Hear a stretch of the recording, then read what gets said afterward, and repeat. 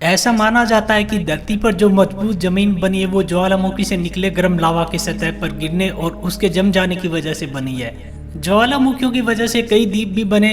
वैसे तो पृथ्वी पर कई ज्वालामुखी है जिनमें कुछ सक्रिय और कुछ निष्क्रिय है, लेकिन क्या आप जानते हैं कि ज्वालामुखी सिर्फ पृथ्वी पर ही नहीं बल्कि सौर मंडल के दूसरों ग्रहों पर भी मौजूद है। हालांकि उनमें बहुत सारे ऐसे हैं जो कि निष्क्रिय और उनमें लाखों सालों से विस्फोट नहीं हुआ है और आगे भी कभी नहीं होने की संभावना नजर आती है। तो आइए दोस्तों जानते हैं इस वीडियो में इन ग्रहों के बारे में। बुध ग्रह। पहली नजर में बुध देखने पर चंद्रमा जैसा नजर आता है। सूर्य के सबसे नजदीक स्थित इस ग्रह पर ढेरों चट्टानें और गड्ढे दिखते हैं। माना जाता है कि अतीत में यहाँ काफी ज्वालामुखी मौजूद थे। ज्वालामुखी से निकले लावा की बदौलत ही यहाँ मैदान बना। सतह में दरारों की मौजूदगी बताती है कि सतह टूटकर फिर दोबारा इस शक्ल में आई। जब ग्रह का आंतरिक हिस्सा ठंडा पड़ा तो वे ज्वालामुखी मर्द समान हो गए और फिर दोबारा सक्रिय नहीं हुए। शुक्र ग्रह। अंतरिक्ष में शुक्र ग्रह सबसे रहस्यमयी ग्रह माना जाता है। यहाँ घने बादलों में गिरा है जो कभी नहीं टूटते, इसलिए इसकी सतह को सीधे देख पाने का कोई आसान तरीका नहीं है। ऐसे में रडार की सूचनाओं पर ही भरोसा करना होगा। वैसे शुक्र काफी गर्म ग्रह है, यहाँ वातावरण का दबाव भी बहुत अधिक ज्यादा है। इसके अलावा इसके ज्वालामुखियों के सक्रिय होने के सबूत मिले हैं। ग्रह पर कई ऐसी आकृतियां नजर आती है जो ज्वालामुखी की तरह लगती है। सबसे लंबी आकृति माउंट मॉन्स ज्वालामुखी है जो सतह से करीब 8 किलोमीटर ऊपर नजर आती है, यानी इसकी ऊंचाई माउंट एवरेस्ट जितनी है। ये स्पष्ट नहीं है कि यह सक्रिय है या नहीं। इंडोनन मॉन्स अपने आसपास के इलाके में ज्यादा गर्माहट लिए हुए है। ऐसा मालूम होता है कि इसमें पिघला हुआ मैग्मा आज भी मौजूद है। शुक्र के ऑर्बिट की जांच कर रही वीनस एक्सप्रेस के मुताबिक ग्रह के चारों ओर कई ऐसे स्पॉट हैं जहां तापमान तेजी से बढ़ता है और गिरता है। यह ज्वालामुखी के लाव के प्रभाव से संभव है। चंद्रमा।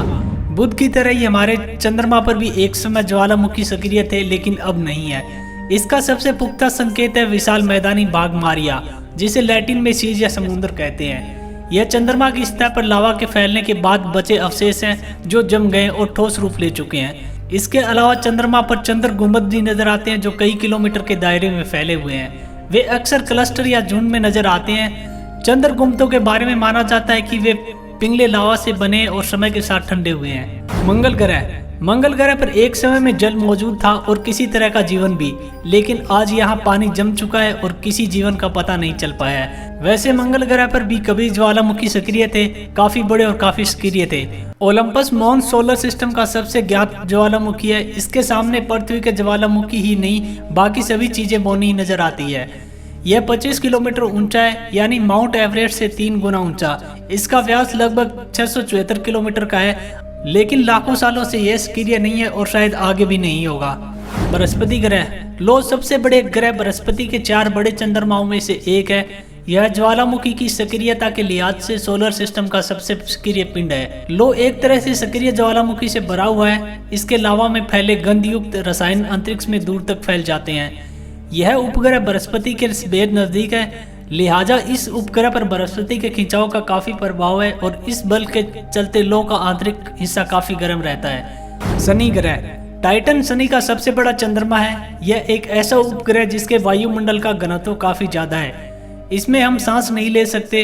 पृथ्वी को छोड़कर सोलर सिस्टम में टाइटन इकलौता ऐसा उपग्रह है जिसमें झीलें मौजूद है, लेकिन इन झीलों में पानी नहीं होता बल्कि तरल हाइड्रोकार्बन मौजूद है। टाइटन में मौजूद ज्वालामुखी से निकलने वाले लावा में जल और अमोनिया तरल पदार्थ के रूप में निकलता है।